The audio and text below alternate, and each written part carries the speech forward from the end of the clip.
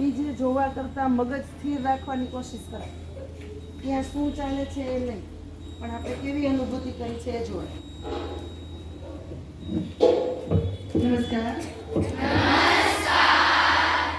ખૂબ સરસ તૈયારીઓ કરી હશે, બીજું કાંઈ નથી કહેવાનું. નૈનાબેન અને મારી વિદ્યાર્થીની આજે આપણે એક નવા માહોલમાં ભેગા થયા છીએ. રોજ તો આપણે પાછળના મેદાનમાં હોઈએ અને આજે ચાલે નથી આવડતું એ પણ તમે અગાઉ તો ભણ્યા જ છો. તમારા મેડમ કે સર કોઈ પણ બોલ્યા જ હશે અને એ સમયે જો તમે ધ્યાન આપ્યું હશે તો પરીક્ષામાં યાદ આવી જ જશે. કારણ કે આપણું અનકોન્શિયસ માઇન્ડ છે એ આપણને બધું જ યાદ કરાવી દે છે. એટલે આપણે જે આપણા સ્વસૂચનો બોલીએ છીએ